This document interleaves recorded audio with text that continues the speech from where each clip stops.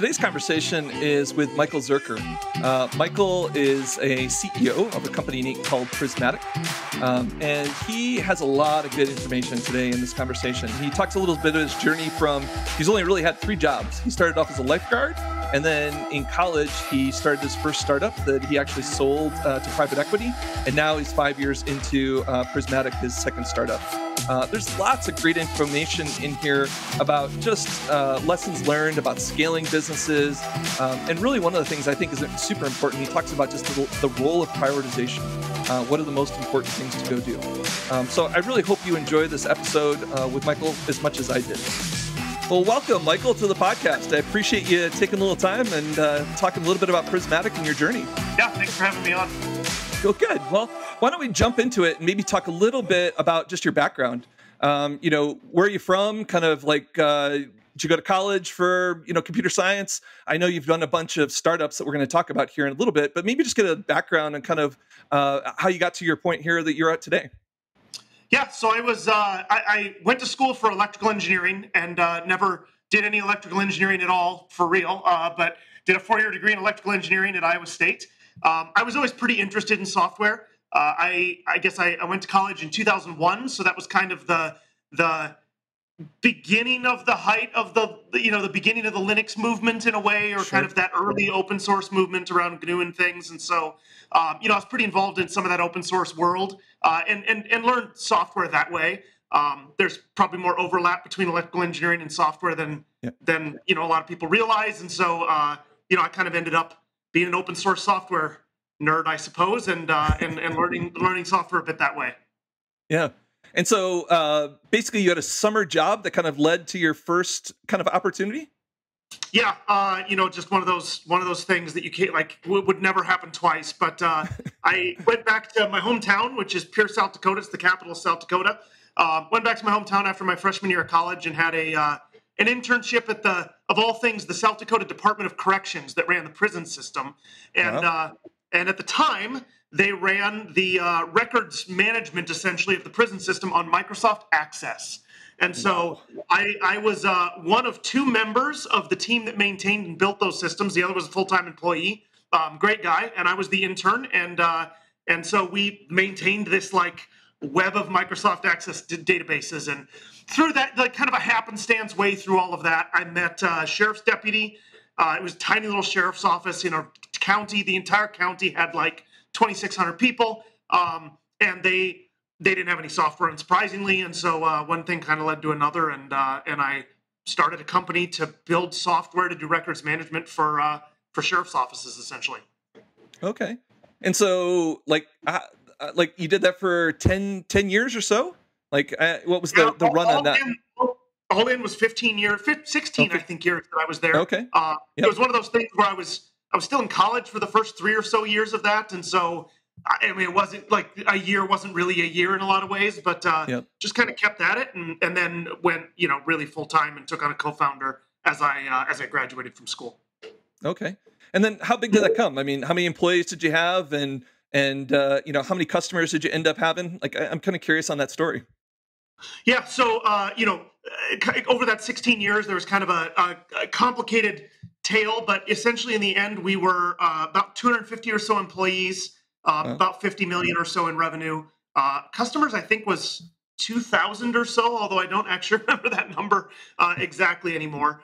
And we were, toward the end, we were part of a larger organization, but, essentially a separate entity with those numbers that I just described. Well, that's pretty cool. And then you sold out to a private equity company at the end of that one?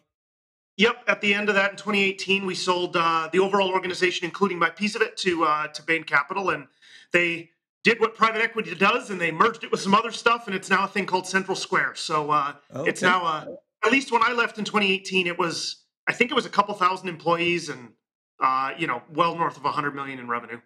Wow. That's impressive. Just a little bit on that. It's kind of interesting. What was your experience being a CEO going from an electrical engineering degree to managing 250 people, right?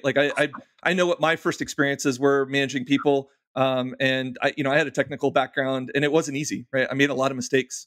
But I'm curious, that scale over that period of time is, there's a lot of change involved in doing that successfully. Yeah, I mean, I think there's very little that is similar from being an electrical engineering student to being, mid-sized company CEO. I think, I think the biggest changes, the biggest inflection points are just the kind of classic things.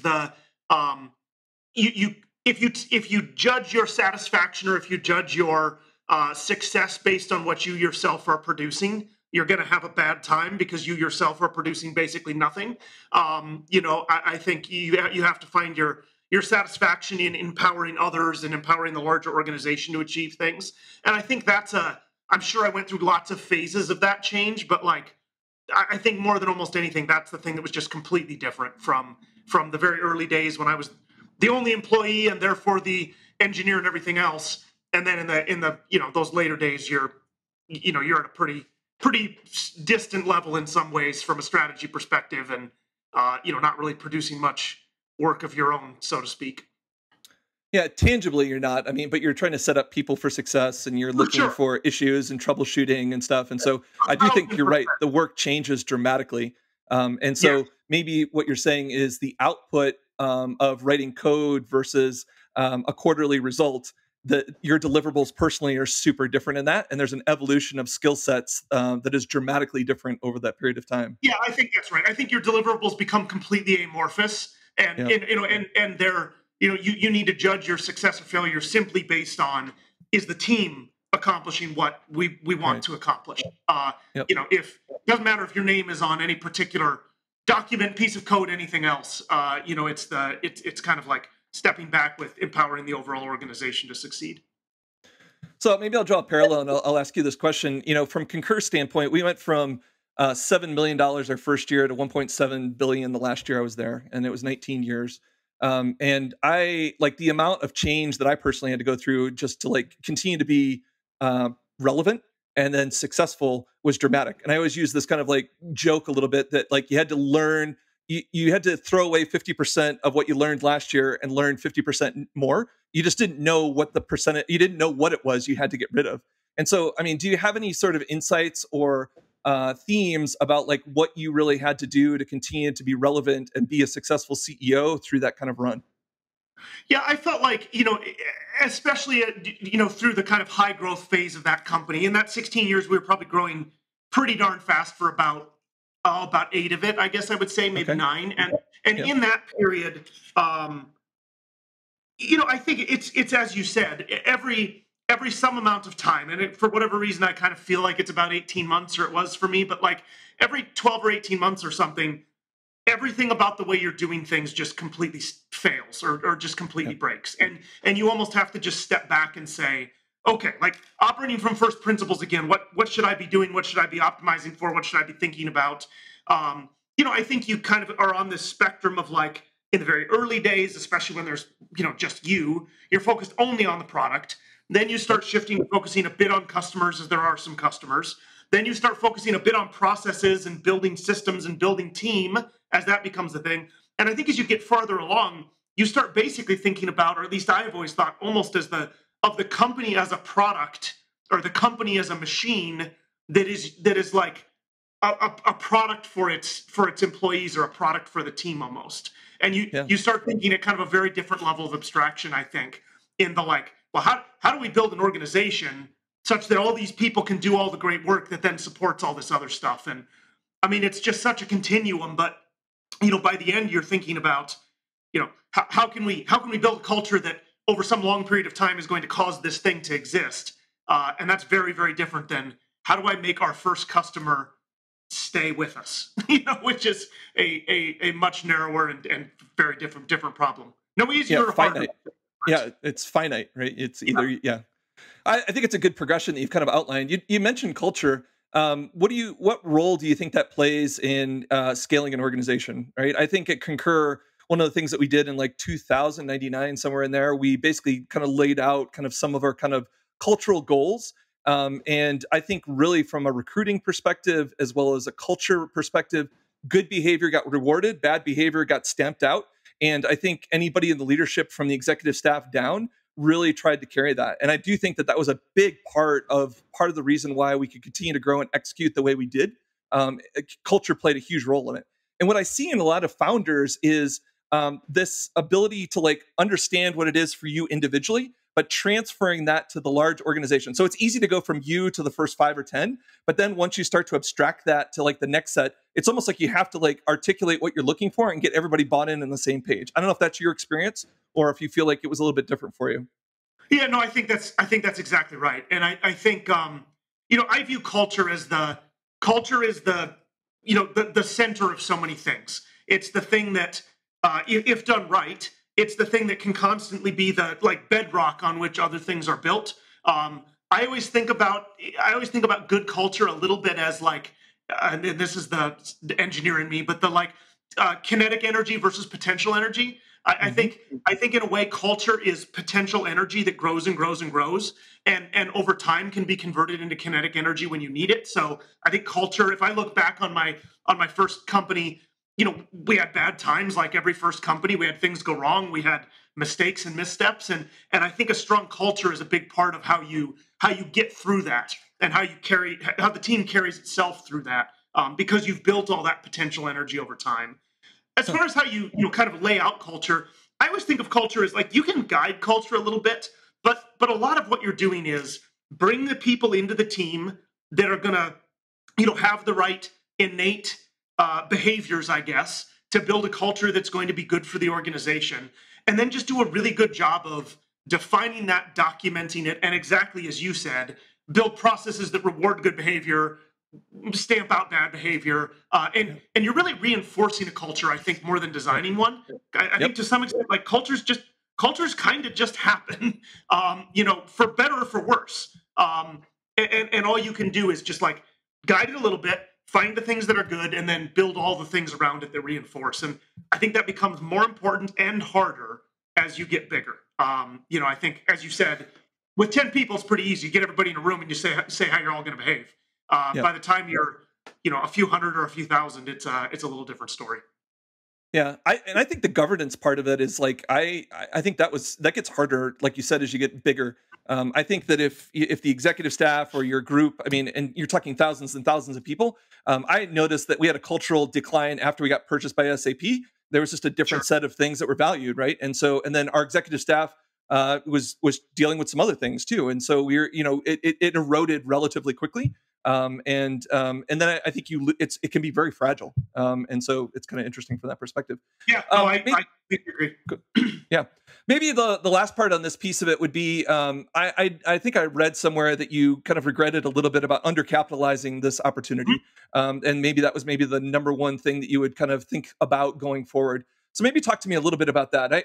And part of this, what I would say is, especially for first-time founders, raising money sometimes isn't that big of a problem. Being capital efficient with that money as a first-time founder, super hard. And so I'm curious with your comments about that and knowing what you went through, would you have been capital efficient? And then, like, how would you have thought about using that? And like, what were some of the outcomes to the negative because you didn't have it? Yeah, it's a complex issue in the particular business that we're talking about. So we did software for law enforcement and 911 centers and that kind of thing. And so that is a very long sales cycle. It's government sales. It has almost zero churn, and so like that's an advantage. But it isn't traditionally the kind of business or the kind of segment that is well suited to venture capital. And so, I think in a lot of ways, the success of that business and the fact that we got it where it got was partially because we had the grit, I guess, to essentially bootstrap it for 12 years. I mean, we ground and ground and ground and ground in that business. And, it wasn't a SaaS business. It was kind of pre the SaaS business model. And so, what we did is we cash flowed it by selling big contract. It's going to take 12 months to implement. We spend all that money almost immediately and hope that we continue to get deals the next in. One. So we're basically cash flowing, or basically our customers were cash flowing the business, and like ahead of time, basically, always a year ahead. And so like it worked. That worked really well in that business. Now there was a point, and it was probably in about 2013 or 14. So this would have been 10-ish years into the business, when we clearly had what, in hindsight, I would call product market fit. We didn't use those words at the time, or at least I didn't. There was a million things I didn't know.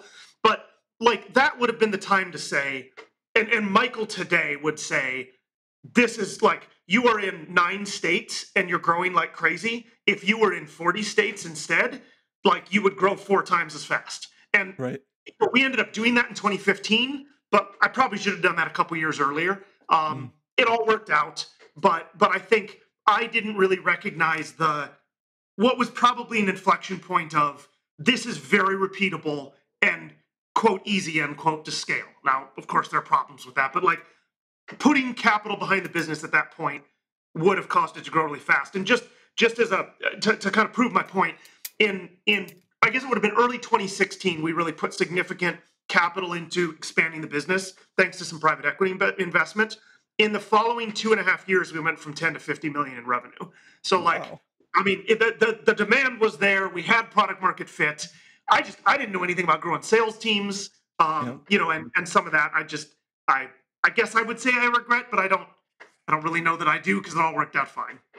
Yeah, and I mean, I think the timing and I think the discipline that you had to get through the first 12 years was probably prerequisite to like using that capital efficiently. And so Yeah, I you think knew a that's lot about your business, where I think a lot of people throw money at a problem and they don't really completely understand their business because money clouds a lot of the problems they have. And so, yeah. you know, like You can cover over a lot of structural problems in the short term you with can, lots of capital, and in yep, the end, that will always come back to get you eventually. you'll pay And for it.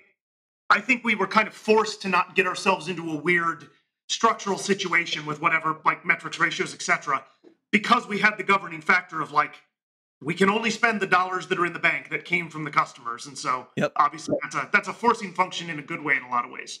Yeah, yeah, some discipline. Well, good. Well, then you sold that, and then you took some time off, Yep. and then you jumped back in with Prismatic. And so, talk to me a little bit about maybe just even set out like what Prismatic, the goal and the opportunity, and how it tied back to kind of what you were doing before, because this was a problem that you understood really heavily in your first startup, and then you basically kind of abstracted it, saying, "How do we solve this problem for a bunch of other folks?"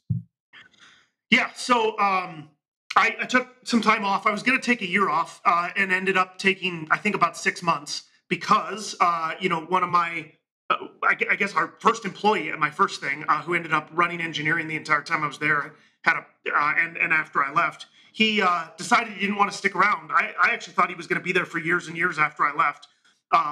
Some period of time after I left, 6 months or something, he decided, like, this isn't for me. This isn't what I want to do. I want to go try something else. And so he just called me one day and said, "Hey, I put in my notice. I need to either," and this is the way he put it, I'll always remember this. He said, "I either need to go get a real job or we need to do something together." And he and I had worked together. For both of us, it was our entire careers. I started that Wow. business when I was 19. I think he probably joined when he was 20, maybe. He's a year or two younger than me, and so it's the only thing we'd ever known was working together. And so Yeah. I quit my sabbatical early to start a company with Justin, is his name, and my chief of staff at the previous company, and she had done a bunch of things there, but ended as chief of staff.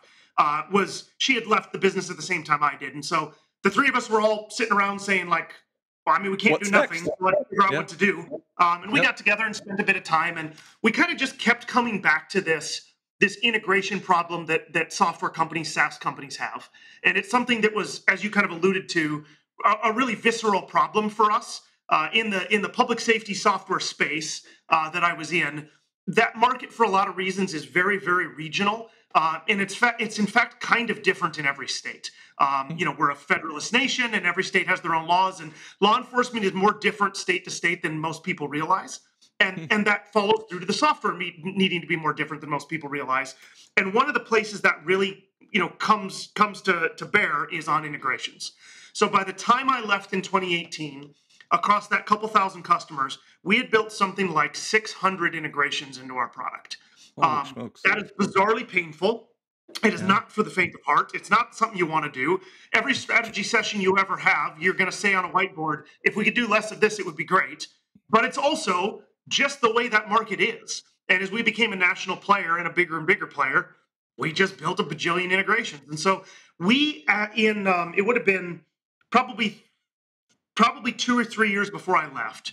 It kind of came to a head, and we said, we need to find a better way to do this. And we went out and we looked for platforms, and we essentially went and looked for what Prismatic now is. And at the time, that didn't exist. And we looked at the traditional integration platforms. At the time, it was like Boomi and MuleSoft and Yep. probably some other, I don't remember.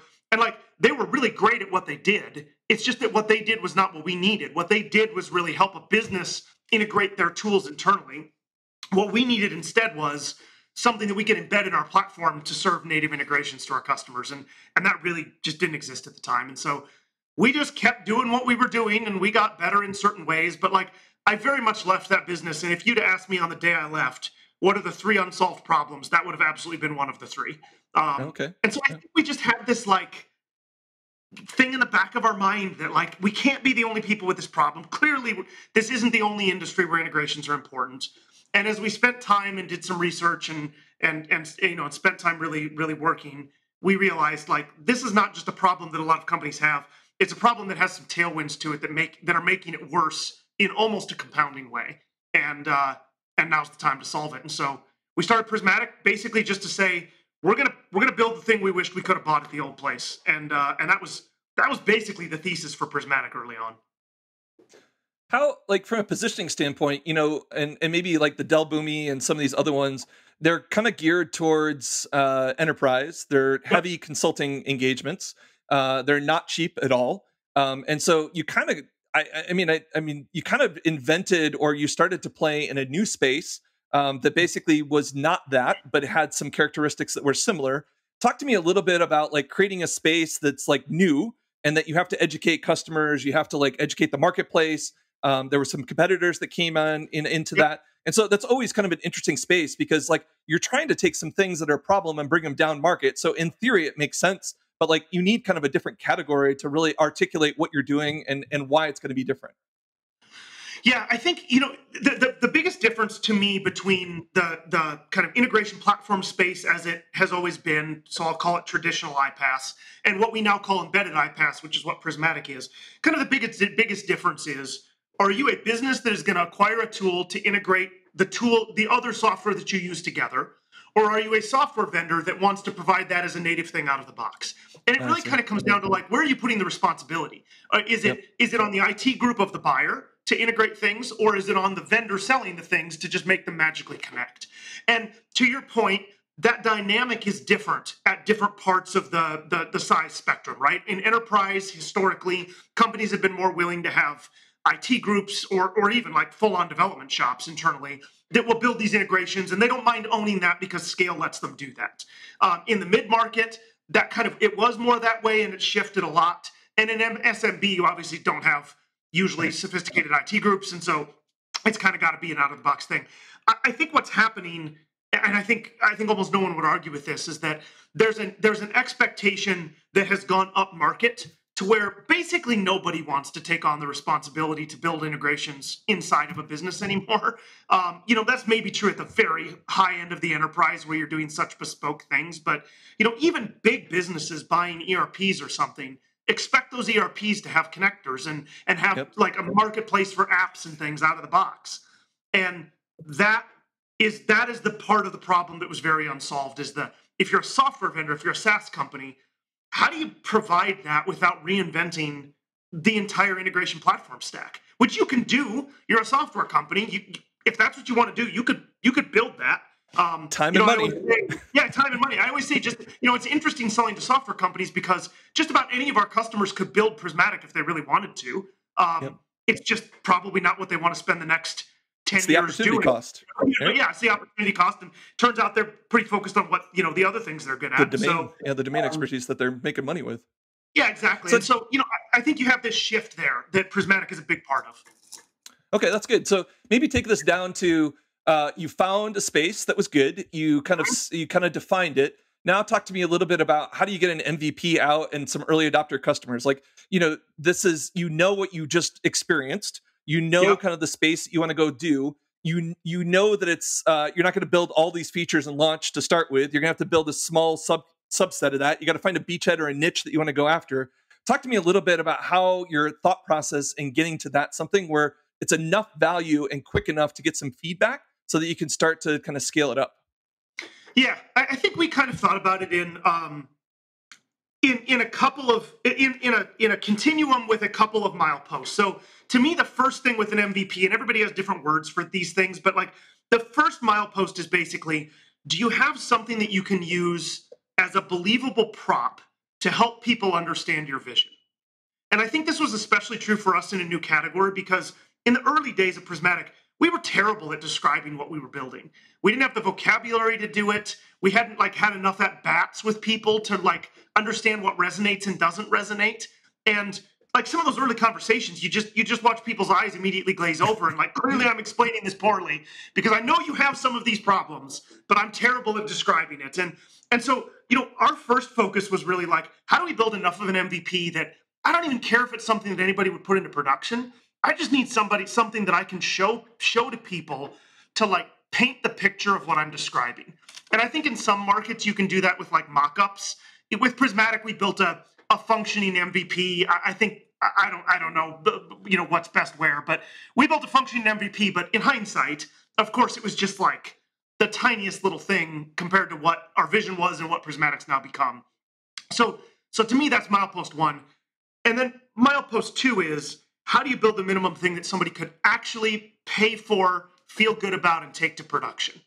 And for us, there was a fair amount of work that had to be done before getting to that second milepost. Because one thing about the category we're in is, if a company is going to use Prismatic, they're going to put us in their product, and they're going to bet their reputation that Prismatic is going to do what it needs to do for their customers. Because remember, their customers probably don't know Prismatic's even involved. Right. And so it's pretty hard to take a flaky little MVP and say, give it a try. Like there is no give it a try. It has to actually work. And so that to me was the second milepost. And for Prismatic, we were probably 18 months in before we really got to that point. And that's longer than most of the conventional wisdom around MVPs and iteration things go. But the truth is, I don't know how else to do it in a market like this where like it's a mission. It's almost mission critical. It's not the kind of thing you can just kind of wing. And that's did you end up kind of building it for them, like your first customer, or did you like? I'm curious about like how much was like out of the box letting them go do it versus facilitating to make sure that it was a white glove experience, just to ensure that that mission criticality, you didn't blow that trust.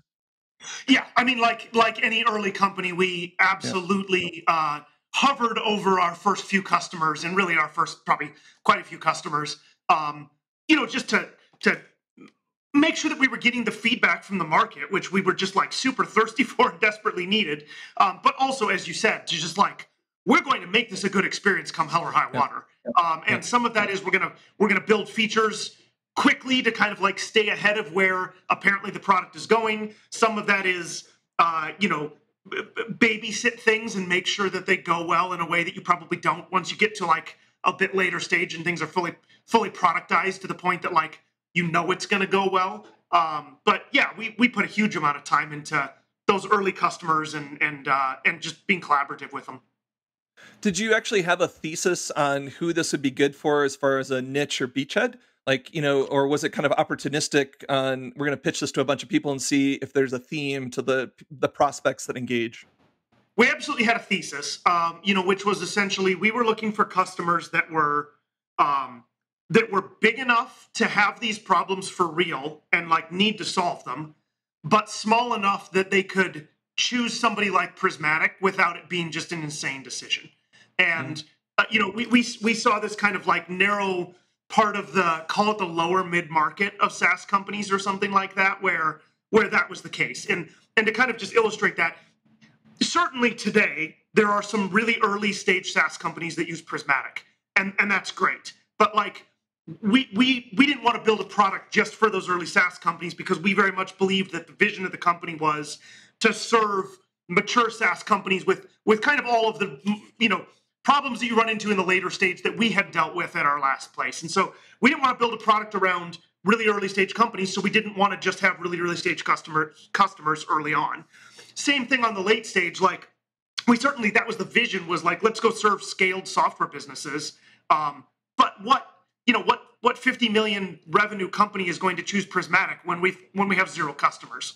And so that was kind of the way we thought about the sweet spot. It was already narrowed down to SaaS companies. So like it was already pretty narrow. And then we said, okay, this is probably the segment where we're going to succeed. Now that's all great and it looks fine on a whiteboard. The customers you talk to are the people that are willing to talk to you. And so, I took countless calls, some of which, were absolutely not in that band. But, you learn everything you can from anybody who will talk to you basically early on. So I'm going to finish this section out by asking a little bit about kind of the thought leadership of the origin story. Do you feel like that was really critical? I always think about startups that basically have a compelling origin or thought leadership. And I think yours is great from the standpoint of, I know this problem exists. Lots of people have it, and you're trying to change behavior on, do you want to put your time and energy and your best resources on this problem? Or do you want a toolkit where you can take a junior developer that can do it with the same kind of success rate? And so if you can get that message across, does that hook them enough to ask the next series of questions and engage? And so I'm curious, was that a part of your sales strategy engagement? I mean, I know this is all super guerrilla at that stage, right? But you're trying to find things that actually just get them to say, this is interesting and worth taking another call.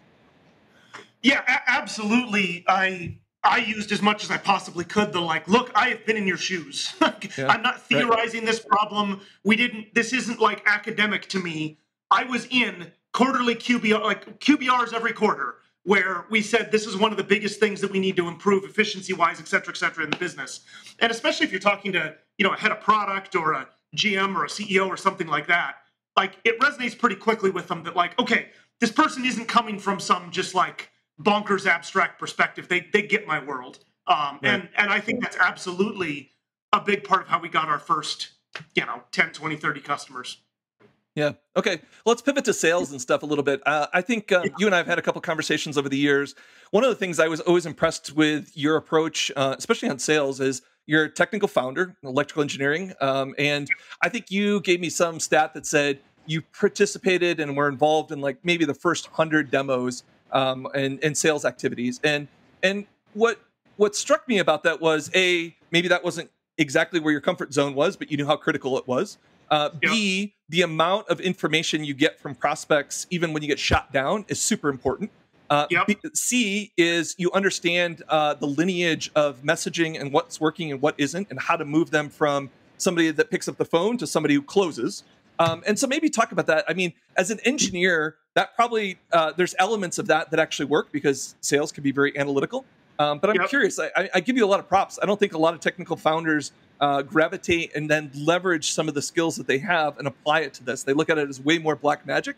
I know this is a technical sale in general, but I do think that your approach and your dedication to that probably helped you understand what your organization needed, what you wanted to hire for a sales leader. And so maybe just you can riff on any of that, but I think that's an important distinction. Yeah, I mean, I'm certainly more technical than some, but I think after 20 years of being a CEO, I don't know that I'd really call myself a technical co-founder anymore. Justin, who I mentioned before, Justin is a technical co-founder, right? And so I think part of it is that I'm surrounded by people who are so darn technical that even though maybe objectively I'm somewhat technical, I probably don't play that role quite as much as as I maybe otherwise would. Yeah, as I used to, for sure. Yeah, and I think that's all good. The other piece of it is that I think regardless of that, I flat don't know how you find product market fit if some really key person in the early team, probably a founder, isn't the one out there having all those conversations. I think there are two pieces of it. You mentioned one of them, which is absolutely true, which is there is no better feedback than a whole bunch of at-bats with sales. And as I said, I would get on those calls and I would explain it poorly, and I would not have the vocabulary, and I would not have the easy way to connect the dots for people. And I don't think we ever would have found those ways if I hadn't just beat my head against the wall over and over and over and over with that. And so I think that feedback is really crucial, and I think it almost has to come to a real, I think ideally a founding CEO, and I think there are other models that work. The second thing is the other thing you alluded to, which is obviously all of this has to be done across the company, but it's true in sales as well, with the eye on we can be as guerrilla and as unsustainable as we want in the early days, but we have to have an eye on a sustainable model, something you can processize, something where you can believe that like this can turn into like, instead of Michael having a couple of calls a day, this can turn into 20 reps having, however many opportunities at any given time, and like can turn into something at real scale. And I think one way to make sure you keep your eye on that is to like, to the extent that you're doing super unsustainable things, be really plugged into it so that you always know this is unsustainable, but I believe it's short-term unsustainable. This is where I believe this can be like 2 years from now or whatever, as it has to become a repeatable process. And I think being the guy to do that really early, let me just keep my eye on, yep, this is dumb. We can't do it this way forever. It's the right thing right now. But when we get product market fit, here's probably what this sales motion looks like. And then, as you said, that informs who to go hire for a sales leader. It informs what roles you need. In our case, sales engineering is a really important part of our sales process because it's such a technical sell. That became really clear through the process of doing all these demos and proofs of concept and things. And I would never do that differently. I would absolutely be the guy doing it if I did it again. So let me dig into this a little bit because I don't disagree with you, but I'm kind of curious about just abstracting even further. So I think about product market fit, and I think that's right. But I think a lot of what I guess I anticipate or I think about is let's talk about like the sales motion and what messaging resonates and how like as soon as you start to get to a point where 70 or 80% of this kind of goes in the same direction, right? You give the message and you get the same sort of outcome. Then you're like, okay, I could build a marketing collateral around that, right? Or my messaging gets refined. And so product market fit is part of this, but I think like this experimentation that says, like how do I help once I get them implemented, what's the customer journey? Well, we're going to try a bunch of things. And then once we see some consistency, then we'll put the process and the methodology and we'll train. So I do think it's like a startup mentality that can be applied to almost any aspect of what you're doing. But I think that the iteration and looking for patterns is probably the important part of this because that's not repeatable to do forever. But if you're going to build any process and pieces of collateral, whatever it happens to be, and there's not consistency, you're going to get hosed. Yeah, I completely agree. I think yep. I kind of viewed it as like it was a year or whatever period of time it was when I was doing that, where I was essentially like force loading myself with a whole bunch of data points. Yep. And those data points can be used by me and the rest of the team to pattern match and to try to find trends. And like you said, like places where if we say this, it all seems to go in this direction and that's a good thing. So let's figure out how to systematize that with collateral or the website or whatever. Yep. And I think it just takes a lot of data and a lot of at-bats to do that. And I think the faster you can get those, the better, just about. Exactly. I think that's really good. Yeah. So let's talk about a little bit about like just communication style. So I'm curious on, from your first startup to now and then scaling, like how do you think, in 20 years of being a CEO, has your communication style changed? Have you refined that? Like I think it's super important as you add employees. And I think like you see a lot of junior founders maybe don't spend as much time on that. It's all about just getting work done. And you have to do that, so don't get me wrong. But I think as you add more and more employees, what is the role of communication, and how do you think about it when you have different personalities, different introverts, extroverts, different skill sets? Like it becomes like I think it's like one of these pieces of success for founders that if you're not a good communicator, it makes it way harder to communicate externally as well as internally to your company. Yeah, I think communication is one of the things that is most likely to cause people to find a ceiling in their career as a leader, whether it's as a CEO or some other leader.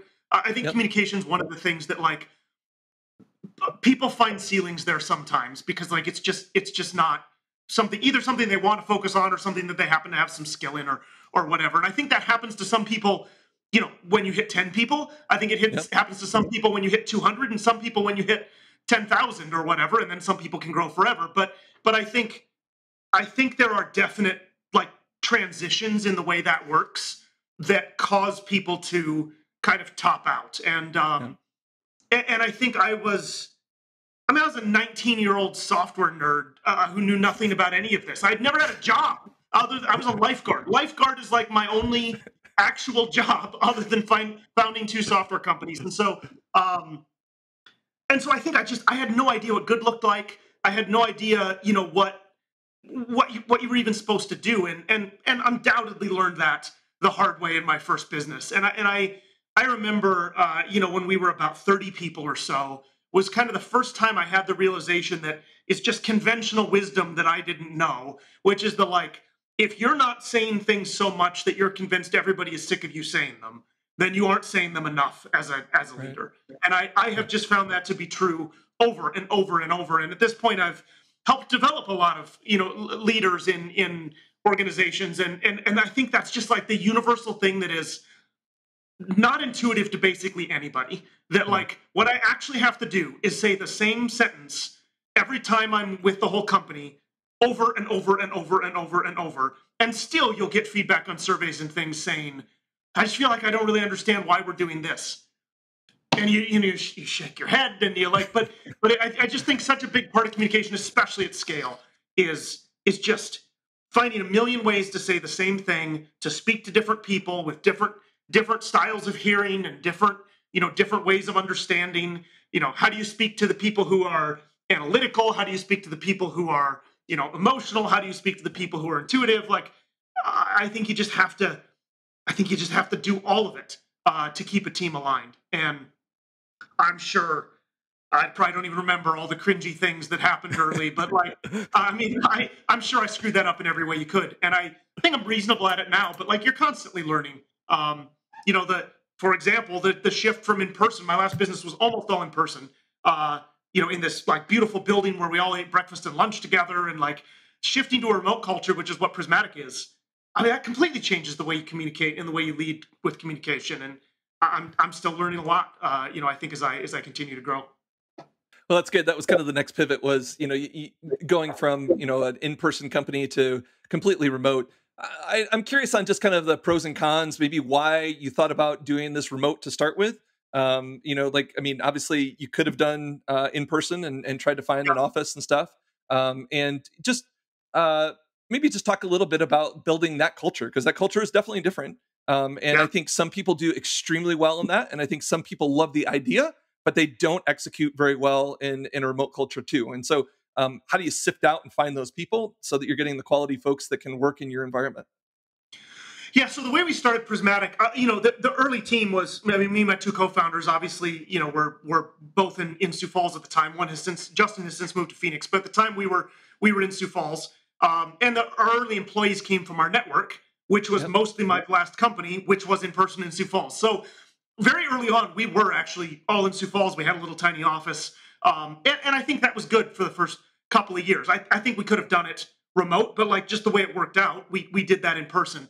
But we always assumed that Prismatic would become a remote first company, or at least a company that was largely remote. I don't think we had an exact thesis at the time, but we knew remote was going to be a really big part of what we wanted to do, because to accomplish the vision we wanted to accomplish, we were going to have a deep enough team and a big enough team that we weren't going to be able to hire that where I happen to live, right? And so we always knew that was going to be a big thing.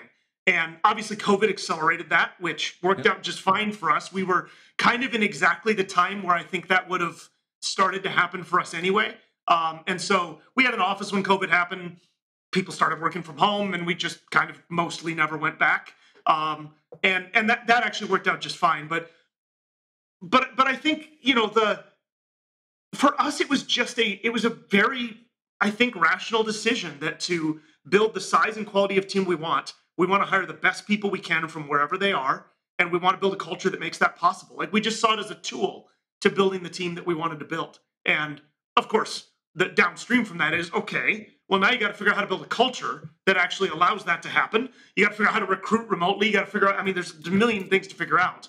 But we knew we needed to do it. And so it all kind of stemmed from the just pretty analytical decision that it was the right answer for the business. Do you think like you're in a different location where talent was more abundant? Your decision would have been different if you're in Silicon Valley, Austin, whatever. Would you have kind of taken a different approach? Is that a function of I can't hire a number of great people that I want because I'm in Sioux Falls? Or would you have said, hey, look, I'm in Austin, there's plenty of talent, but I'm still probably going to do something along these lines? It's hard to answer, I guess, the hypothetical. I think we have had such a good experience with remote at this point that I think almost no matter where I was, it would be really hard to know that there's a really great sales engineer in Charlotte, North Carolina that can't work for us. You know, Yeah. I Yeah. think I think I'm so spoiled now by the fact that we can just go get people who are driven for the same way we're driven, and you know, and are experts in what they do here. And I think it would be really hard to go back to kind of any geographic scoping there. Um, Yeah. No, I've that's never good. lived in the Bay Area. I've never lived in New York. I've never lived in Austin. So like maybe that's incorrect, but No. I think that's basically where my mind is at this point. Yeah, no, that's good. So maybe talk a little bit about the culture standpoint. I went I think what did I so 2004 I went remote for Concur. And that Okay. was a massive shift, right? Like my boss was like, this is a death knell for you, to the point where he Yeah. said, we're putting you on probation. You have Okay. you got basically, we're gonna do this for I think he said 45, 60 days, and we'll see how it works. And so that was scary for me to go from Seattle to Rapid City and go, I'm on probation. I don't know if this is going to work. And so it was definitely pre a culture of being remote. And I Yeah. was managing a decent sized team, but I had to reinvent a lot of the way that I thought about managing, right? And so a lot more was written communication. And then meetings were different. I think they were way more discussion. If you could just read something, we're going to go do that. And so I think a lot of those trends worked out really well for me, because then the company and the culture got to the point where we did some acquisitions. I had way more remote teams, and I Sure. had some better skill sets because out of fear. So I'm curious from your standpoint, and this goes all the way down to creating time for developers and other people to do really deep work versus being broken up into small little chunks where they're the change effort to like move from one meeting to another. There's just a lot of inefficiencies built into that, and I think sometimes remote could just be, I'm on meetings all freaking day and I'm not getting any work done. So it's a big question, but I'm just curious about how do you build a culture that's different or emulates a lot of the benefits of being together, but allows the flexibility and benefits of amplifying the remote component of it. Yeah. You know, I think there are kind of two pretty different kinds of remote. I think there's remote, as in we all work from not an office and we see each other on video and we communicate largely over Slack or whatever. And then I think there's for one reason or another, we're not just remote, but we're mostly asynchronous. And I think what causes that is generally lots of time zones. Yep. Even in the US with 4 time zones in the continental Yeah. US, it's, your West Coast people, your East Coast people only overlap 4 or 5 hours during the day. Um, Yep. and I think those are very different problems to solve for. I think if you're asynchronous, you have to solve all of the we're remote problems and all of and we also don't synchronously communicate very often problems. Yep. Whereas if you're the former, you only have to solve that half. Prismatic started being the former. We started with, we had, like I said, my co-founder Justin moved to Phoenix at some point, but he just kept working Central Time, and that meant he got up early. We Yep. have a CRO who's in Seattle. He's worked Central Time as long as I've known him, so I mean, he still does that today because that's just what he does. But like that, we basically just stayed on Central Time, even though we had a handful of people not in Central Time.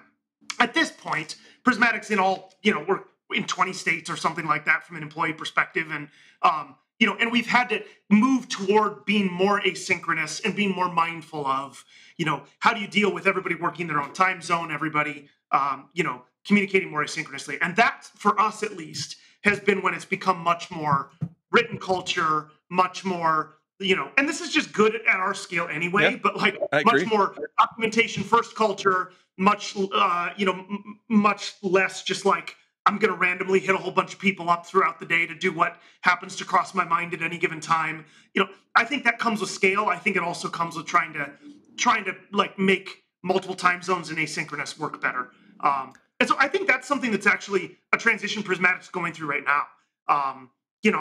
And it comes down to sometimes just really boring things like we're overhauling the way that we use our wiki internally, and Yep. best practices there and guidance there. And some of that just seems so boring, but like at the end of the day, it's those kinds of like traditions or systems or however you want to say it that I think in the end cause really good working environments remotely. And we're being pretty mindful about that, but some of it you learn as you go as well. Yeah, and I think it goes back to culture and discipline too, right? I mean, if that's part of what you're trying to go do, you need to hold people accountable for it. And I think sometimes, we get busy and we cut corners and we didn't send the stuff in advance, and it's like all those sort of things. It's like everything else. It's just it's a discipline, and you need to reward positive behavior and stamp out the stuff that doesn't go with what you're trying to go build long term. Yeah, One of the things that I thought was kind of interesting about being remote too was I think we saw some sensitivity on just career development. And so, like I think you have to make that a priority. And I think especially younger people that maybe already have an expectation of being remote, and so their opportunity to maybe mirror and understand how things actually get done, they lose some of that. And so then they complain, hey, I'm not progressing as much. I'm not getting as much career development. And so I'm curious from your perspective, if that's something, I mean, you're getting to a point in the company where it's like you're evolving and you want some of those people that were there with you 2 or 3 years ago to evolve in the next job, but like they need to be developed so that they're ready for the next opportunity to continue to grow. Yeah, I couldn't agree more with you. I think that especially people very early in their career have a harder time succeeding remote, or at least it would make sense to me that it would be harder to succeed remotely than people who have kind of like seen what good looks like, kind of know how behavior is supposed to be, and some things like that from past experience. I will be just completely transparent that I don't think that's a problem we have solved at Prismatic yet. We have, I think almost literally, I think probably less than 5% of our headcount today are people who are in the first few years of their career. It's a very senior team in a lot of ways. And as a result, we just haven't had to solve that problem. I actually view that very much as a problem that we need to solve in the next year or two as we grow from where we are today to 2 or 3 times the size yet again. Because as you said, you get to a scale at some point where you need to have that diversity across the gamut. And, up until now, we've been able to kind of punt, but I think that's absolutely something that's going to come into focus for us in the next couple of years. It's also something that I don't have any real idea how to solve yet. We can opine about things you can do, but the reality is a lot of the way that we all learned how you operate in a company is that we were all in a place together, and we had all of those cues from seeing each other all the time, and from water cooler conversation and talking to people on the walk to the parking lot, and I don't know a way to replicate that stuff. And that doesn't mean it's not possible. It doesn't mean it won't be solved some other way. I mean, no means do I want to be fatalistic about it. But I think we have to be really honest with ourselves that, like, that is, at least for me, that is an unsolved problem today. And something that I think we'll, like I said, focus on in the next couple of years. Yeah, I mean, sometimes it's the alligator closest to the boat, right? You focus on the problems that you have to go solve because they're right there. And so this is not a today problem, but it's coming. Okay, well, I got one more question for you, and I'll wrap up. If you had to go back and talk to that 19-year-old Michael that started the Zuercher software and stuff, what advice would you give him? Like, what are the things you think you wish you had known kind of at that point in time? Because I think it's always hard, and I think you've gone through this massive continuum from lifeguard to 2 software startups. And so, if you were to mentor or talk to somebody that's kind of in an early stage startup, like what advice would you give them? I think if I were to go back and give early in my career, Michael advice, 19-year-old Michael advice, I think the thing that took me a long time to really recognize was that, and again, this is that conventional wisdom, and it's a cliche at this point, but man, did I make some mistakes here, is that, like, you have to pick the very, very small number of things that you're actually going to put your energy into, and as a company or as an individual or anything else, be very, very good at. And you have to let the rest of the things not be good. And I think that's really, really hard, maybe especially for in some cases for people of my kind of background. Came from a technical background. I wanted to do everything really, really well. I didn't want to do anything if we weren't going to do it really, really well. And that's not a thing. You can't do that. And I think as you mature as a leader, and probably just mature as a person or in your career in general, I think you identify that, like, it's okay to say, these are the 3 things we're just going to knock out of the park this quarter or this year or whatever, and we're going to let the rest of them just stay on fire. And I think that's really, really hard. And I was really bad at that early on. And I think if you don't choose what to leave on fire, then what gets left on fire ends up being arbitrary. And in a period toward the end of my kind of the last 3 years that I was at my last startup, we or two years or whatever, we were inside of a larger parent company, and the CEO of that parent company is somebody that I have an immense amount of respect for. His name is Tony Eels, and he was bizarrely good at that. He was running an org close to 1,000 people. He had been a CEO for, I don't know, 25 or 30 years by that point in his career. And the thing that I noticed almost immediately from him was like, he knew what 2 things or 3 things he thought were important to the organization level. And he was willing to just let everything else stay on fire. And I was really fortunate because he essentially ran kind of like that 2/3 of the business, and I ran my 1/3 of the business. And we ran them kind of in parallel. And I got to learn from this guy by watching what he did in a thing that wasn't a thing I was involved in, if that makes any sense. And like, I will forever be grateful for that experience. And specifically, I guess what I probably learned from him more than anything else, million tactical things, but from a big picture was like, he was willing to just ignore certain things. And I've gotten a lot better at that. And that's been super, super important. And I think had I been better at that in the really early years, there are some things that certainly would have gone better. So kind of maybe an abstract thing to say, but I think that's a really, really important skill. Yeah, I don't disagree with you at all. Actually, I would say it's not abstract at all. I think that any founder is dealing with a ton of problems, and your ability to triage and say, what's the most important thing to focus on? And then, there's a line of stuff that like, okay, like the stuff below it, I'm just not going to get to it. And I think that changes over and over and over again, depending on kind of how your business is going. And so I do think it's a really good skill. And I think for me, some of it is like, not only are we not going to focus on it, we're not going to be embarrassed by the fact that we're not, or we're not going to be ashamed of the fact that we're not. Yeah. And we're going to own it. It's fine. Like it's just not the most important thing, and it's okay. And I think, back to the communication and leadership, I think getting the whole team on board with the fact that like, yep, that's on fire. You're 100% right. We're going to let it burn for another couple quarters, and that's going to be okay, and here's why it's going to be okay. And I think that's really hard for a lot of people. And I think part of what you have to do, especially in that like high growth phase, is just over communicate why that's okay. Because you're always going to have the person that fire is closest to who is convinced that you don't see it. You're wrong. As an organization. Yeah, and heck, you might be wrong, but like whether you're wrong or not, this is what we're going to do. And I think I've gotten a lot better at and not just making those decisions and being okay with it myself, but communicating that and kind of getting the team on board. And man, things are easier when you're willing to just focus on a handful of things. Yeah, I agree. Yeah. Well, Michael, this has been great. I really appreciate the honesty and just talking a little bit about your background and story. I mean, there's a lot of fascinating kind of nuggets here that I think people can take from it. So I really appreciate you making the time to do this and share your wisdom with us. So thank you. Same. Great to have the conversation, and wish you the best. Okay, thanks.